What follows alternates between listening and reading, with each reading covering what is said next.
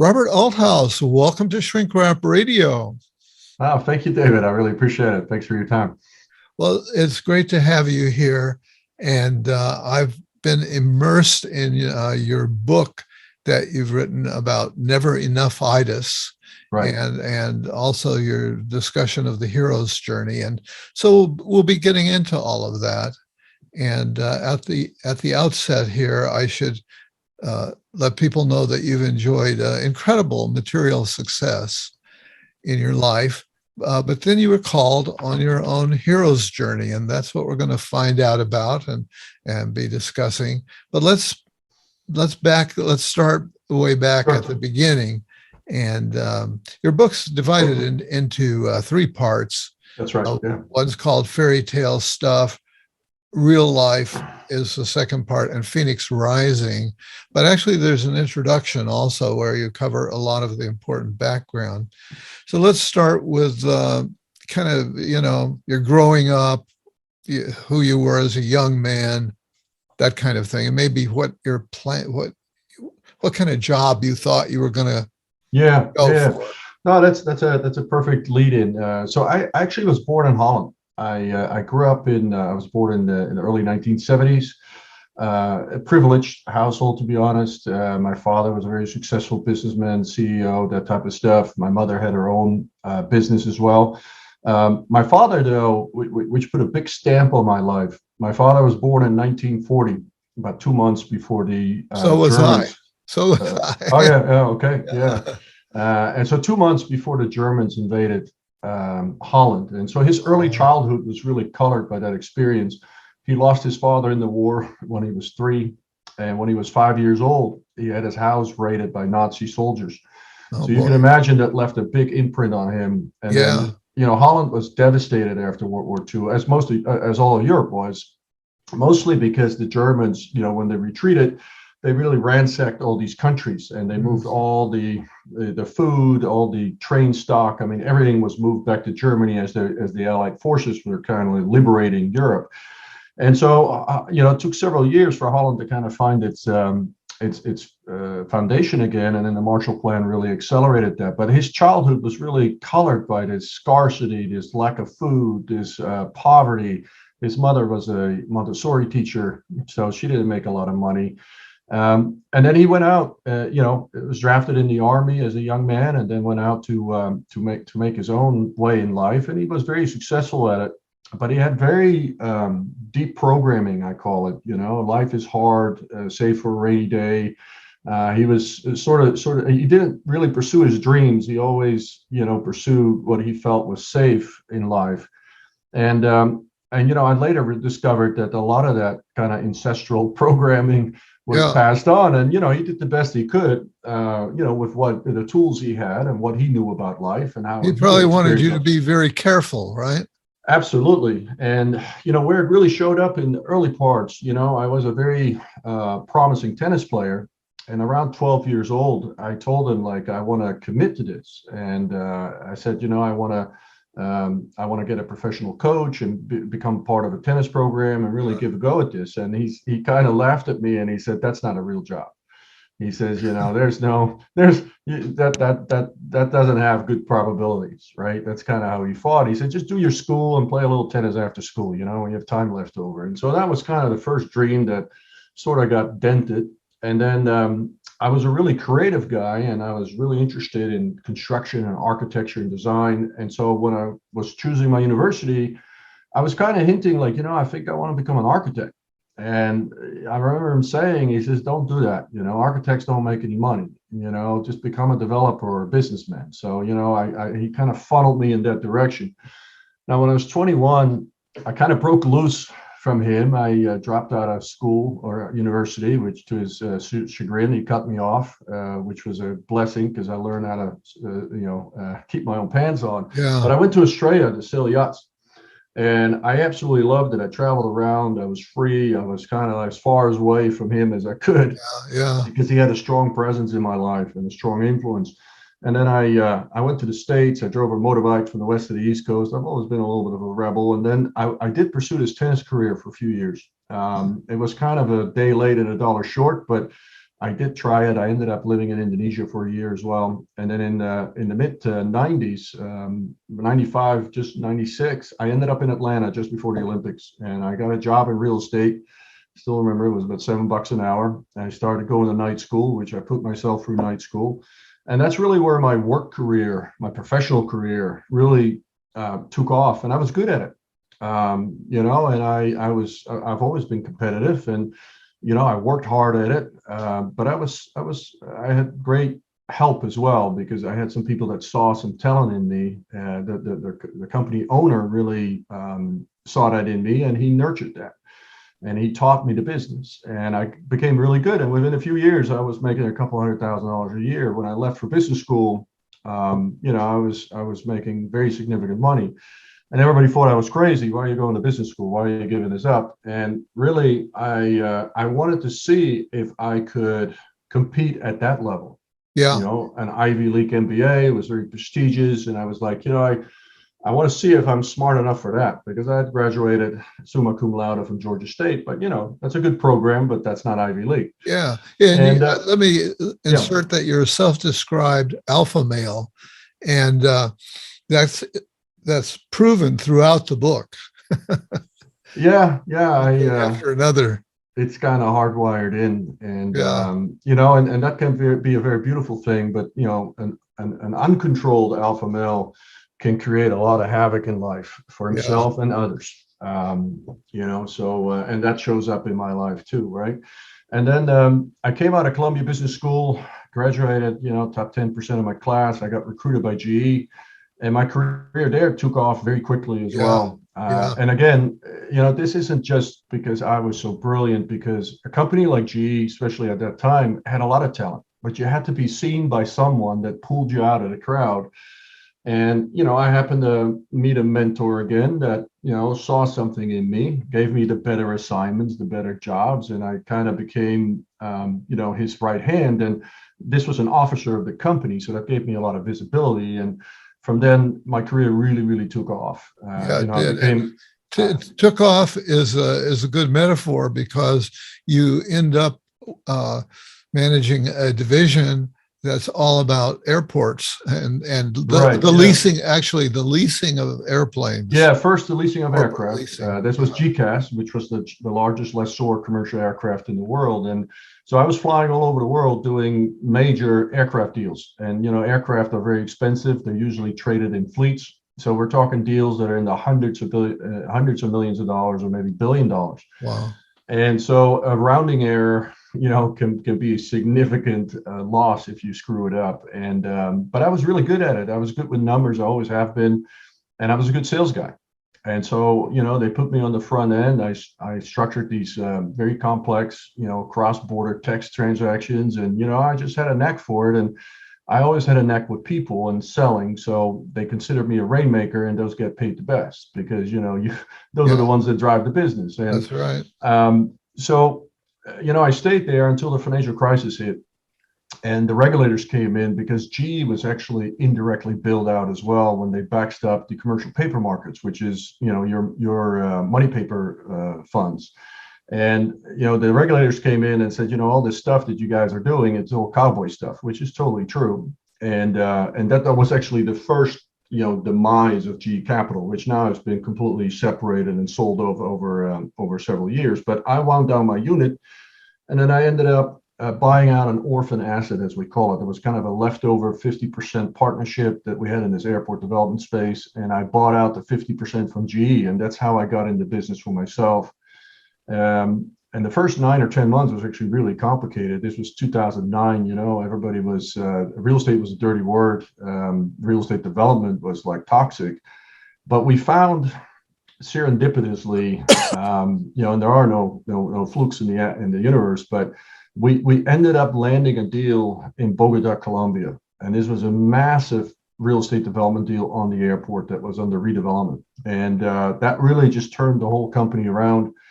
From there, that put me in touch with pension funds and private equity investors, and we ended up expanding all over Latin America, building real estate related and infrastructure related. Let me interrupt you here, because I want to back you up to what's really a big part of your story is your love story. Of course, yeah. And somewhere in way back in the story, there was a first marriage that ended in Yes, a divorce, yes, but then the big love yes. came after that, and you. Why don't Yeah, I you met tell her. the story of, is it Yeah, so I Kara was or Kara? How do you Kara, pronounce Kara, yeah, it? Kara? yeah. So I was about 2 weeks into this program, this executive program in GE. We had this massive central training at Crotonville, which is a beautiful campus, very, very well renowned. And so I sat there, and literally, she just kind of came. I describe it in my book. I still remember it. I remember the dress she wore.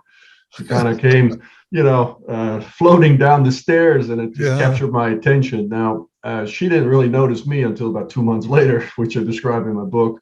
But I was fascinated by her, and there was something in her energy that just captured my imagination. And I pursued it with a vengeance, and eventually got her attention. And then we started dating, and we had a beautiful romance, which ultimately, she's the mother of my three children. We're divorced now, but we're very close. We have a beautiful co-parenting relationship, and we just went on spring break with the kids, and we still do all the holidays together. So it's not a bitter end to it, but eventually, I through this path that I walked, especially post 2015, I wasn't the man anymore that she married, Yeah, and so I describe changed. how you started this relationship with great integrity, Right. great uh, Commitment, yeah, commitment, devotion. conviction to really be open, and she was right there to meet you, Yeah, and you were able to you had to move between several communities during the right. relationship, but you were so committed. So one of the things in the story, I think, is that there's your personality, your commitment, Right. etc., but there are also circumstances, Of course. and the circumstances kind of moved your life, with promotions, opportunities, Yeah. chances to make big bucks. Right. And in that process, you changed. Yes. Yeah, Yes. tell us about that and that change. Yeah. The best way, and I'm going to tie this back to my father, because really during all that, my whole career, I was really striving to become somebody. Uh-huh. And this was and really what I was seeking was recognition from him, because I was a little bit of a rebel in my childhood, and he was very stoic, and he didn't really express his feelings very much. And more than anything else, I wanted him to be proud of me. And so, as he would never express that, even as I would reach these milestones, Yeah. I always moved the goalpost. So when I would become that somebody, I would just move the goalpost again. So once you make your first $100,000, you want to make $200,000, and then 500, a million, 1 million becomes 2 million. And and those are just the financial parameters, but you have titles, prestige, Columbia Business School, and Ivy League education. These were all just these goals I pursued, thinking that, once I achieve those, I will be somebody, right? Yeah, and it's ironic because here you're wanting to win the love of your father, to impress him, and at the same time, there's probably an aspect of him that you don't want to be. That For sure. whatever, whoever I become, I don't want to be my father. Right, right. But you Yeah, sort of no, for end up sure. maybe becoming him in a certain way. No, in certain ways, yeah. Certainly during that time, the later parts of my marriage, I became very unexpressed towards her, right, towards Kara. And, I corrupted my soul slowly over this process, because as I just became more and more competitive. I was really a prisoner of my own ambition, Yeah. and I couldn't get out of it, because I just was so driven that I didn't have the capacity to look back and see the damage and debris in my trail. Yeah. And so I was blind to that because I was just so relentlessly focused on the next big thing. So And success was almost like a drug. it was absolutely a drug. Yeah. Yeah. Power is the greatest aphrodisiac in the world. Power, influence. And, you know, when you measure your self-worth by your net worth, then, you know, that becomes an obsession, right? Because Yes. there's always someone that has a little more. So it's never enough, which is never enough-itis, right? Right. You I know, love that.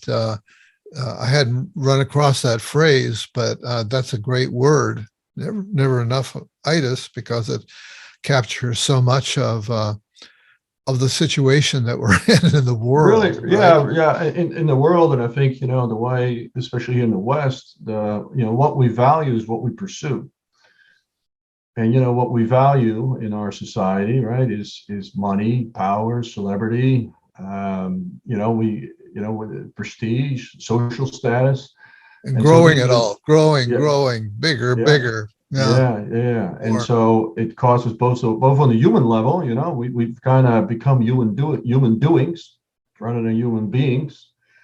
And, you know, on a much larger scale, right, we can see the effects in the world where, you know, we're in complete conflict because infinite compound economic growth is in direct conflict with a finite resourced planet. Uh-huh. And so here we're starting to see the boundaries of the biosphere that are really staring us in the face today. Right. And our current level of thinking is really insufficient to resolve the problems that we have. This is what Einstein mentioned, you know, we can't solve the problems with the same level of thinking that created them. And, you know, this was kind of the third part of my book, right? There's an intelligence in our heart that is really, most men, especially alpha men, are very disconnected from that. And, you know, we see kind of this masculine made world out there where we justify and rationalize just about everything. Where if you take a step back and you look at it with the intelligence of your heart, you look at a war that's going on in Europe and you say this is complete madness. It makes no sense that we can still commit these atrocities. It Right. makes no sense that we have 1 billion people that are actually in perpetual starvation in this world when we have enough food to feed the world 1.5 times. So something is really fundamentally wrong with our level of thinking and how we see humanity, how we see the world, how we structure our societies. Yes. Yeah, I totally agree. Well, I want to get back to your story just a little Sure, bit. sure. And so, uh, so you end up uh, pulling off kind of a coup of landing a deal as the economy is crashing in this Right, country and right, money is drying up, right, and you figure out a way to round up enough money to close this deal in right. Bogota with an airport where they want to. They Yes. just want to have a big airport business and Well, money. there was a new airport concession. The airport had just been privatized.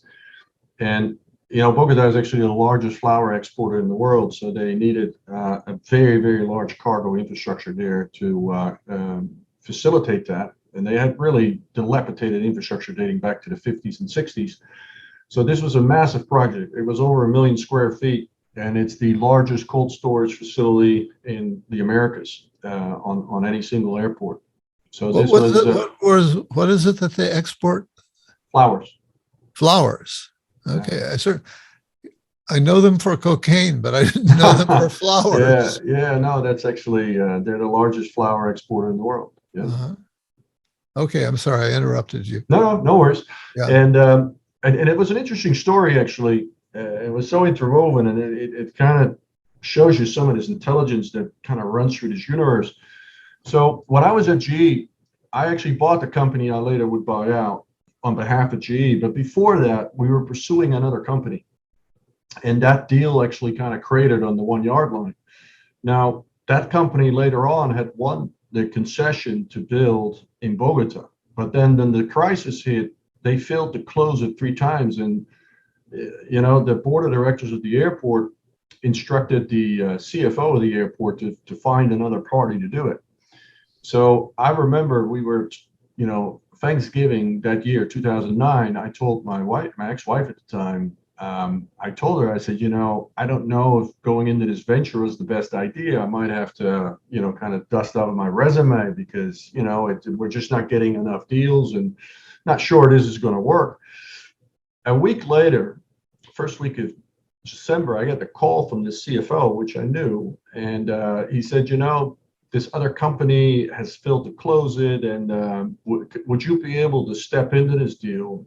And it requires X and Y. I said, well, financially, I have no idea how to do it. Operationally, we could, but I thought we were being used as a stalking horse. So I told him, I kind of bluffed with him. And I said, we're kind of busy. If you're really serious about it, just fly to Austin and we can talk about it next week. And lo and behold, I remember telling my partner, I said, this is just bullshit. Nobody just hands a $120 million deal like this on a silver platter. That doesn't happen. The next week, he sits in our conference room and he invites me to come to Bogota because the deal needs to be closed by February 4th. And I told him, I said, well, we could do it operationally, but there's no way we can raise $50 million in equity a week and a half before Christmas in 2009 for a deal in Colombia. Like, there's no way. And he says, well, there's this private equity party that was really interested in the deal, but they couldn't come to terms with this other developer. And I'll introduce you to them. They might be able to be your investor. And so I fly to Bogota the next week, and I stayed there for almost 6 weeks. And I closed the deal with the private equity airport, and we closed it in the due date. And I look back at that, and it was one of those serendipitous moments which you couldn't even describe. I mean, you wouldn't believe the story unless it happened to you. And it's one of those things where the universe is guiding you in a certain way, and that had to be our deal to be done, right? No, I do use some skill and effort, obviously, to get it over the finish line, but there's something much larger than us that operates in this universe. There's some intelligence that's guiding us on these things. And, I believe that as well. And there's a nice quote in your book that I actually copied down where you wrote, in my experience, serendipity shows up by invitation. And I was struck by that because I think we tend to think of serendipity as just a magical accident that happens sometimes. But I also have had experiences in my life that would tend to go along with what you say here, that serendipity shows up by invitation. And a lot of people have had the experience of, if they're working on a project like writing a book, right, or something like that, all of a sudden the right person shows up, or they happen to read something that fits, that enables their journey. So if you're really applying yourself somewhere, and it goes beyond applying. I've come to realize that there's such a thing as the intelligence of the heart, and the heart speaks a different language than the mind. The heart is the intelligence. You read that through feeling, sensing, knowing, and intuiting. And we have 10 ears for that because we're not, in our culture, Western culture especially men, we're so disconnected from our heart. And our mind is loud. It's very noisy. It's very chaotic. And so a lot of times we're just not still enough to actually listen to the cues that show up in our life. And the cues can come in a book, in a magazine, could be a movie you watch, could be anything. The universe is talking to you all day long. Now, we are very inapt because we just don't recognize it, but it's not even recognized in our culture. But our indigenous cultures and Eastern philosophies, this is a much bigger part of their life. And so these are intelligences that we can bring online. And serendipities, you do invite them because you have to be open to it. And then you have to recognize it. Yeah. And I think many people whiz by so many different serendipities that pass by, but they just don't see it. Yeah. Okay, I'm going to interrupt you again because you're getting into part 3 of all right, sorry. Wisdom that you have sought and gained. So, because I'm kind of grabbed by the Real Housewives of of Bogota or whatever aspect of the story. So so you end up flying back and forth all the time, which Right. is really getting harder and harder on your relationship, on your marriage, Yeah. your contact with your wife and your young kids.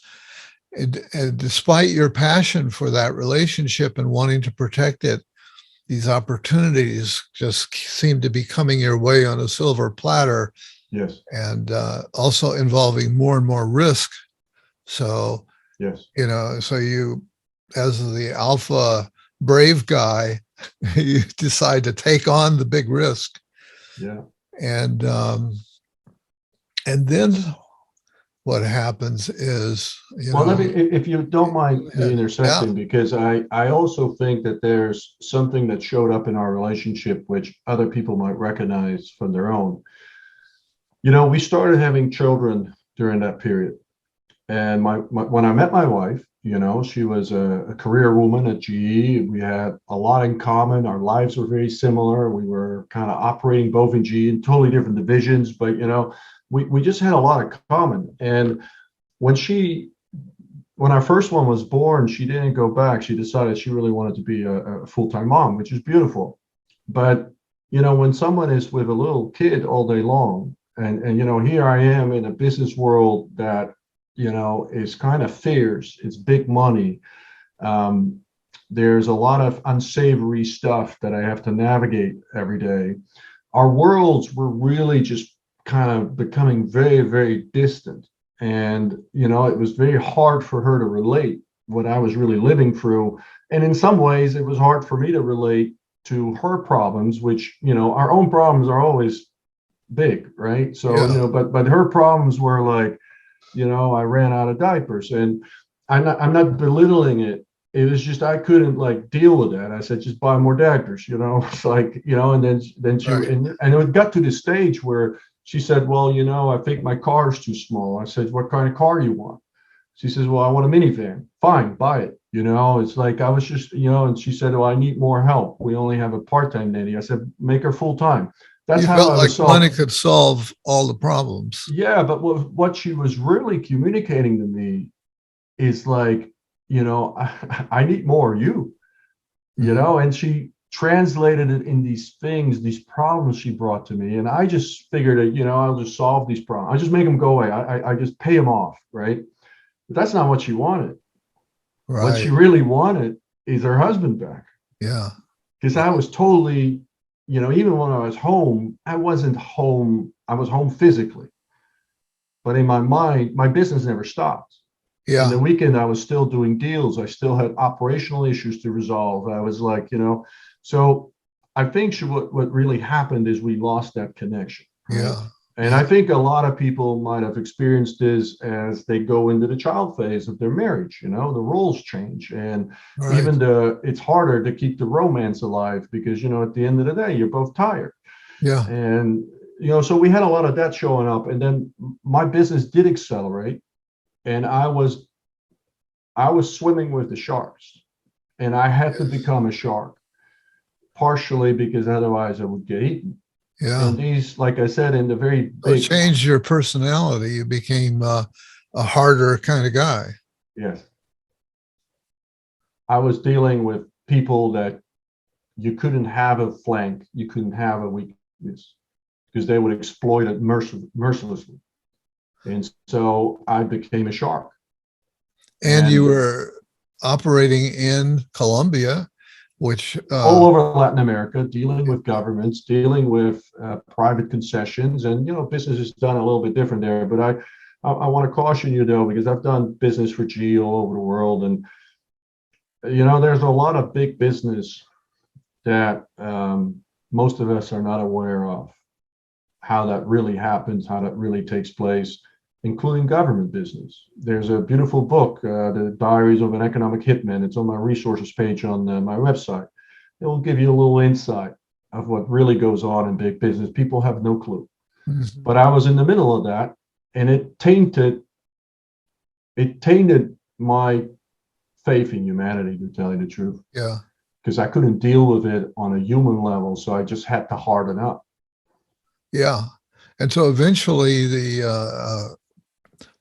sounds like there was political corruption going on uh, around the business that you had created there in Bogota that eventually kind of caused you to crash and burn. Yeah, I mean, there was political. There was also, my partners. I have this expression, which is not very loved in some circles, but the more expensive the ties and the fancier the shoes, the more you have to be on your guard. Because the devil sometimes wears fancy suits. Yeah, Uh, and you actually had to have an armored car, right? yes, And there was the danger that you, as a high-powered executive, you could have been kidnapped and yes, held for ransom. yeah, and I had several, experiences in along those lines, which they tarnish you.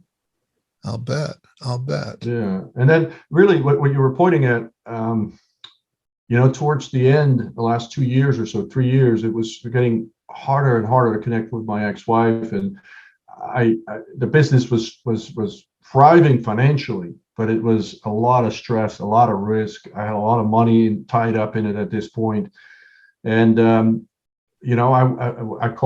went local, and in Latin America, men that kind of circle in the higher echelons of society, they don't take it so, they don't take their wedding vows all that serious. And so, and these are the people I was having dinner with every day of the week when I was there. And so, some became friends and some became just acquaintances. And, you find yourself in strip clubs and bordellos and things like that. And, at some point, I succumbed to that as well. Yeah. I just got my integrity kind of started falling apart.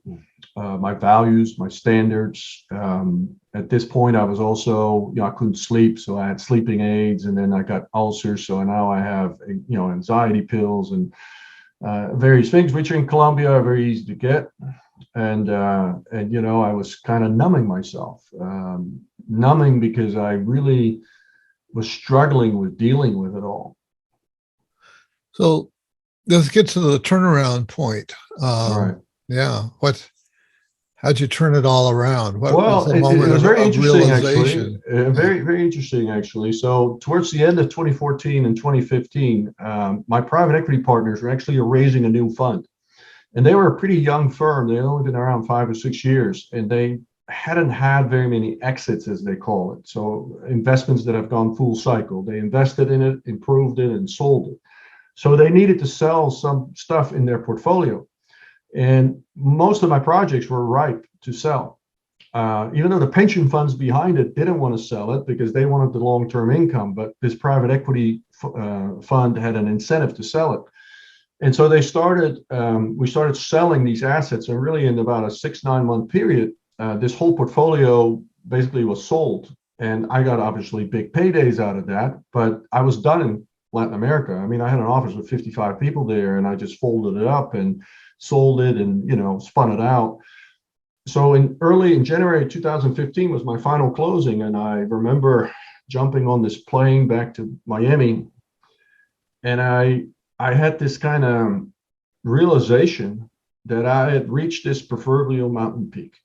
I had a lot of money. I was flying home to an oceanfront community house, the pretty wife, the 3 kids, toys, cars, exotic vacations. I had enough money, maybe not to retire, but it was enough to not do anything for years.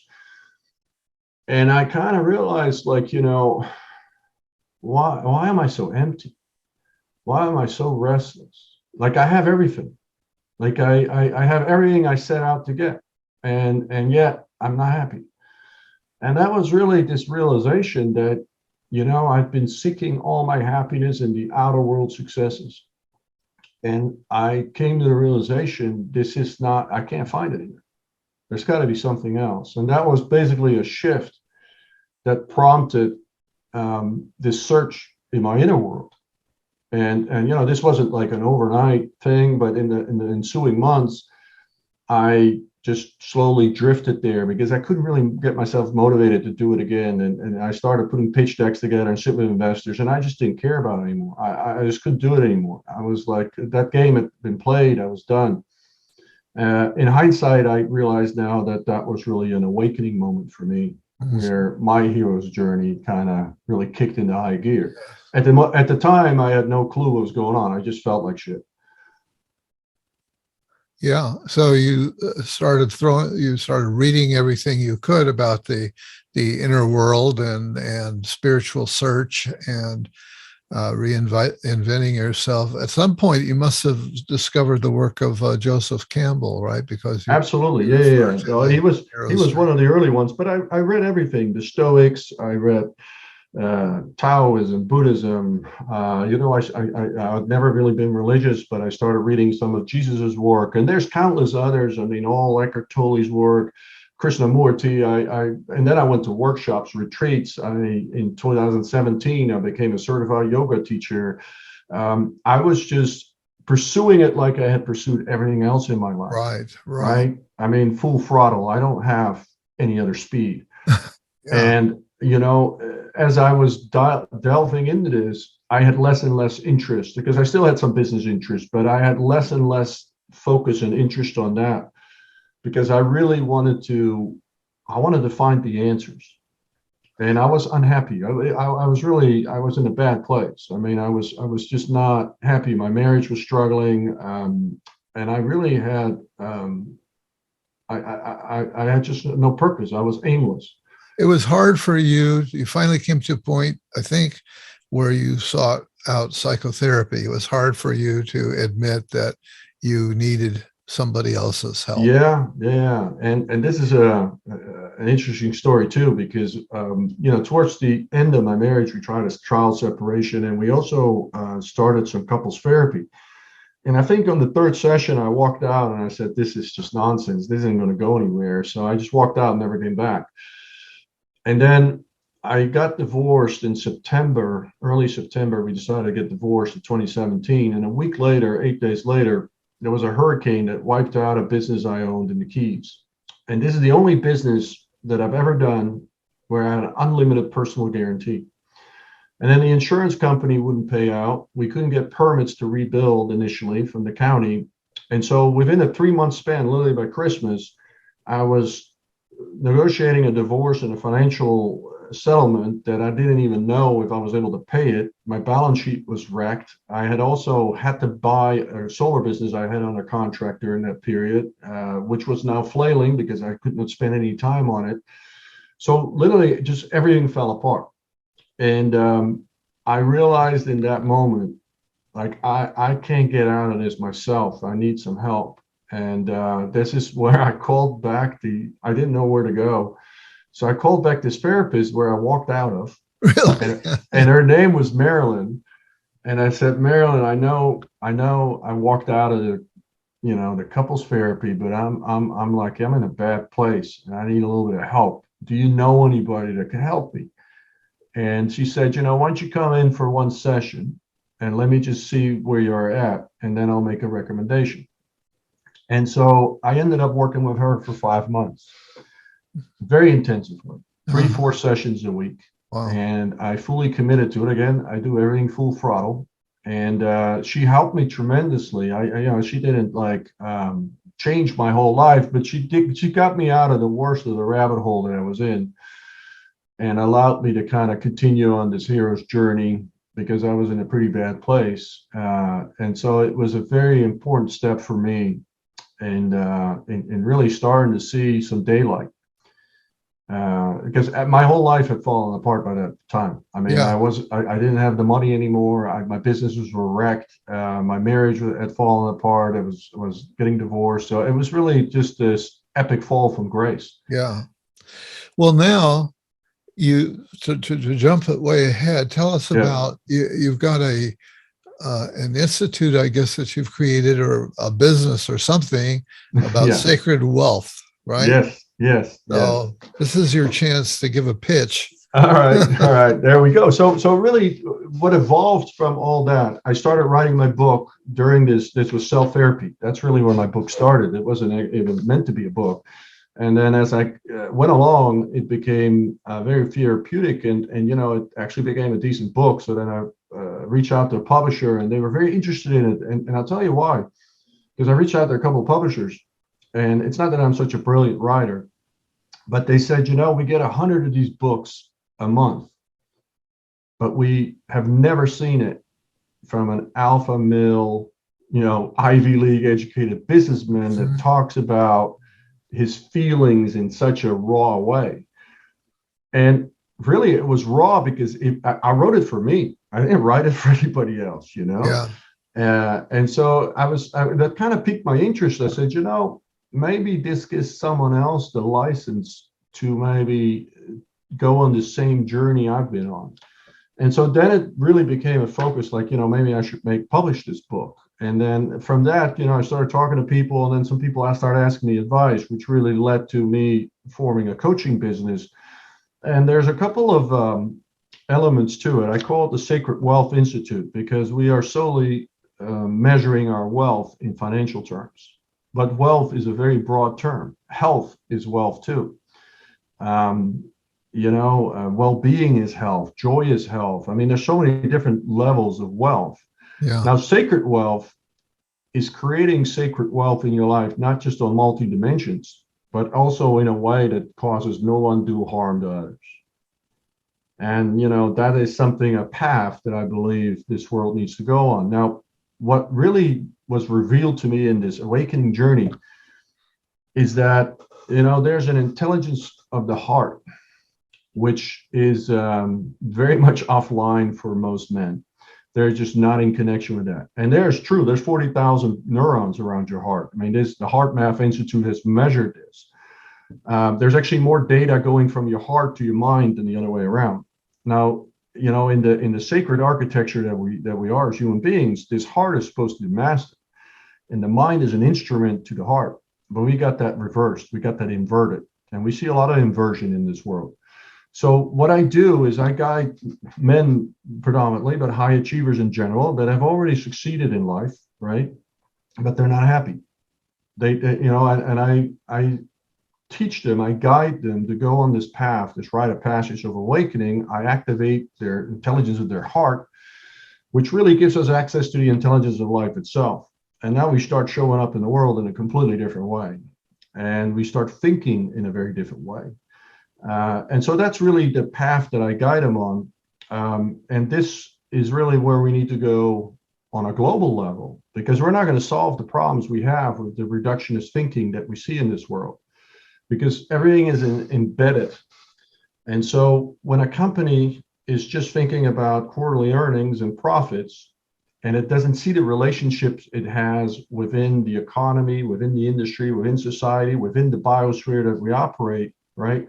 Then we're myopically focused on something, but we're ignoring the fact that we're ruining our biosphere, that there's too many people that are suffering and not really making it in this world. And when you start operating from the intelligence of the heart, you start looking at this from a completely different perspective, because you can perfectly have worldly success and you can have abundance, but this doesn't have to come with some of this harm and damage that we do everywhere around. And so I create this bridge with spiritual realization and worldly success. What is your mission? I know you've got a mission statement, but Yeah. you're aware of these huge problems that we face right now. Yeah. And you're a guy with enormous talent, enormous experience. Appreciate it. Been through top level leadership training, in addition to whatever natural leadership qualities you have. How are you going to help get us out of this fix? Well, awakened leadership, which is really what I work on, is, and I'll read my mission statement, because it's basically inculcate love and truth as the foundation from which all leaders and organizations operate. So we may create a global beehive where all bees have an equal opportunity to flourish while living in balance and harmony with Mother Earth. Now, what does all that mean? Um, Awakened leadership is really people that are connected with their heart. And this heart's intelligence gives us access to a different level of intelligence. So when we look at Einstein's quote again, we can't solve the problems with the same level of thinking that created them or the same level of mind that created them, right? What he was really pointing at is that there's a much grander intelligence that has a holistic view of things, right? And that is the intelligence of the heart. And so we have to shift as humanity. We have to shift, who's the master, who's the servant. And the heart as the master, we come up with completely different solutions. Now, there is one aspect that I also do business advisory in, that is regenerative capitalism. Our neoclassical economic theory is based on this notion that there can be infinite compound economic growth in a world that has finite resources. And we live basically in a glass bubble here on Earth, right? There's a really thin atmosphere, and we have this kind of glass bubble. This is it. Right. These are all the water atoms. These are all the air atoms. This is what we have. Now, the way humanity has been showing up, especially the last 100 years, we ignore all these relationships. So when we create pollution, that shows up in our ocean water, that shows up in landfills, that shows up as microparticles of plastic in our food. Like, everything has a causal effect. But when we're thinking reductionist way, right, we just make it compartmentalized, and we're just like about our bottom line. We just need to make more profit so the guys on our stock on Wall Street does well. We forget that we are actually all part of this biosphere, right? That is a glass bowl. And nothing can be done in this glass bowl without it having repercussions. Right. So pollution is one example. 800 million people starving every day has huge ripple effects, right? Because now we have to send aid. Now we have to, when there's social unrest and there's wars and revolutions and things like that, now we have to interact with that. And so there's huge ripple effects to all these things we do in the world. And the only way we're going to get out of these problems is to start coming from a different level of thinking. Yeah. So how are you going to get this message to the people, the places? I mean, it seems like such an almost impossible task to turn this around. And well, nothing is impossible, because it's just there's a couple things, right? Where are the levers? I'll tell you what the levers are. First of all, Malcolm's Gladwell's book, The Tipping Point? Yeah. All right. So we know we don't need to change 50, 60, 70% of the people. We need about 17 to 19% of people to have this insight, and the whole world will shift, right? So that's infinitely more doable than having to convince 80% of the population. Yeah. The second part is, I work with high achievers. I work with people in places of power and influence, specifically, right? Now, when I work with a CEO that has a company with 20,000 employees, with thousands of customers, right? When we want to change a company, we have to change leadership. When we want to change leadership, you have to change the leader. Now, for the leader to change, he has to have the courage to change within. Because the outside world is just a reflection of our prevailing beliefs and theories about life. And so if I can change and work with one CEO that has such an impact on this world, I don't need to work with too many CEOs to have quite a bit of impact. Now, this is much more powerful than me running for politics and trying to convince, someone to vote on me or whatever. Okay. And not that I have any aspirations to go into politics. So I work with these people that have typically a significant amount of influence, reach, resources. Mm-hmm. And when they change on the inside, when they start accessing this intelligence, when they start coming from love and compassion, where there's deep wisdom in love and compassion, actually, they start changing their companies. They start changing their relationships. They start changing how they show up in life. Now, when you start changing 20,000 people, right, and now assume that everybody has a family that they go home to. And now they start raising their kids and they talk to their husband or wife or their friends. The ripple effect of these things is absolutely exponential. Now, if you know anything about exponential math, is that it goes very, very, very quick as soon as you're 2 or 3 layers in, right? The first 1 or 2, you're like, oh, it's just a handful. But you do exponential math on 20, 30,000 people, you're in the hundreds of millions of people that you touch. And this is exactly how this type of work and this type of message is going to take hold, because we cannot solve our current problems in society or this world with the current level of thinking. We're not going to resolve it. We just keep moving the deck chairs of the Titanic around. Right. So,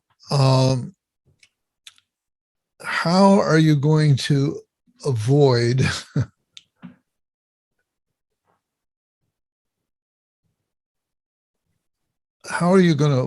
hubris? And within me or someone else? Yeah, within you. Well, you know, one of the things of going through this hero's journey, right? And Ram Dass expressed this in a very beautiful way. If you truly go through it, you get to this place where you're perfectly happy being nobody. I don't have to become somebody anymore. I'm already complete. And all I want to do is I want to work on those things that I think are meaningful, that I think will help this world, humanity. I have 3 kids. I'd like them to inherit a different world. I don't want them to grow up in a Mad Max movie. And so these are the things that drive me. But I don't have to become anybody anymore. I'm perfectly okay being nobody. I'm perfectly okay if I have 5 followers on Instagram, and and if I have 100,000, that's great. So, hubris is really something of the ego. And I'm not saying I don't have an ego, because you can't kill your ego, because if you kill your ego, you're dead. But my ego is very well in check, because my egoic mind doesn't drive the bus anymore. And I have various practices that I do daily to keep that in check, by the way. I'm not saying that this is like a permanent state that you achieve. This is something you work on daily. Yeah. I think we saw a kind of an object lesson in the Oscars.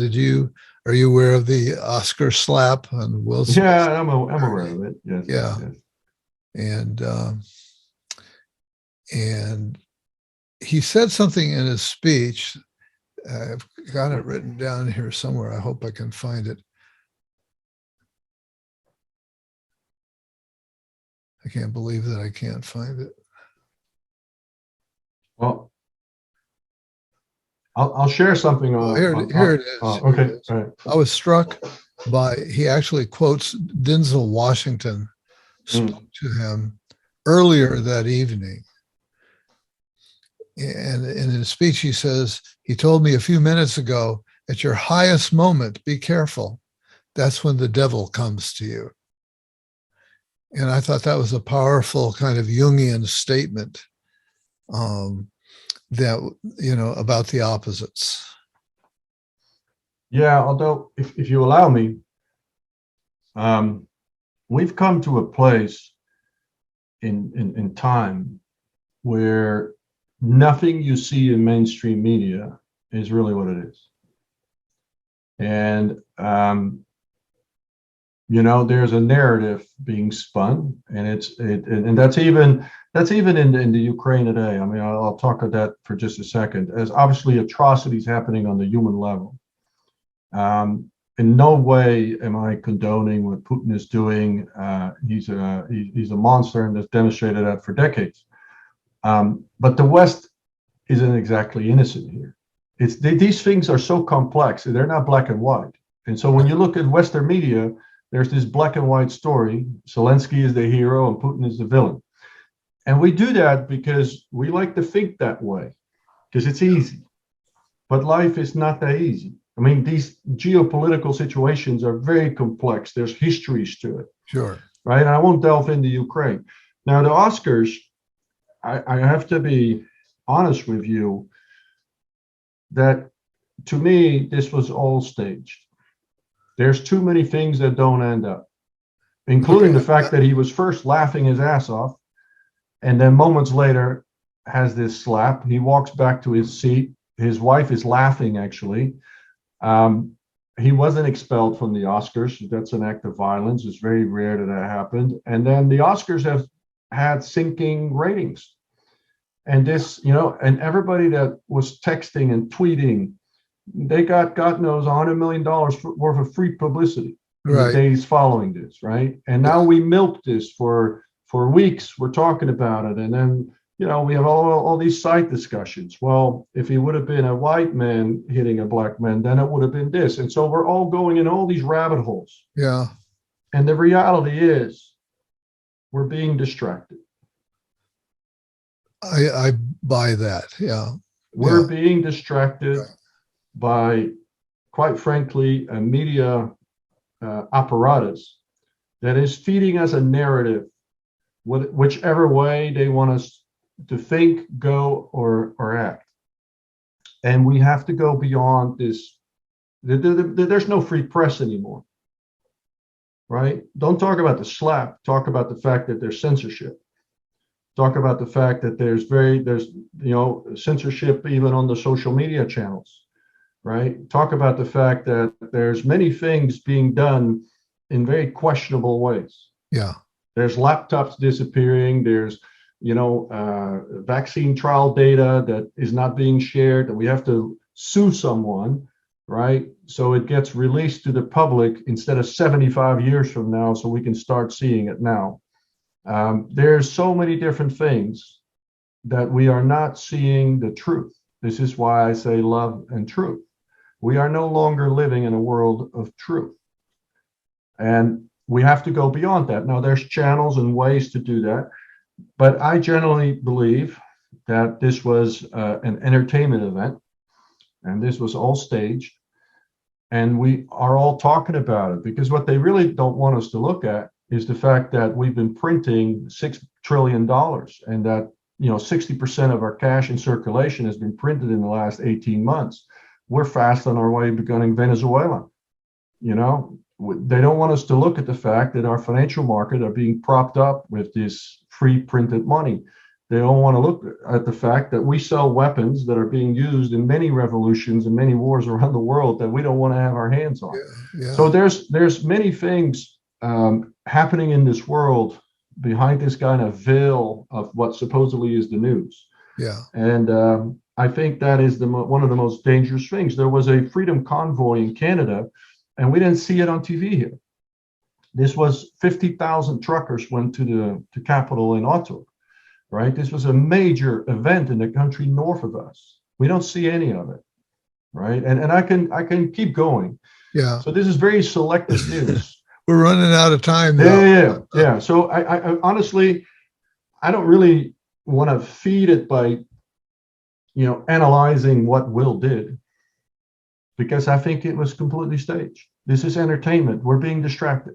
The part that grabbed me is, this is the Denzel Washington quote. So to respond to that, yes, as we ascend the ladder of worldly success, what we're being asked to do is deepen our integrity every step of the way. Yeah. Because everything is temptation. And, power, money, even for men, women, these are very seductive forces that if we don't stand very grounded in who we are and what we stand for, these things are very easy to sway us. Especially when you start having people that idolize you. Well, that's a good place for us to wrap it up, I think. Thank you. Yeah. Sorry to put it on such a serious note at the end, but that's okay. I opened it up. Yeah. Hey, Robert Althuis, I really want to thank you for being my guest today on Shrink Rap Radio.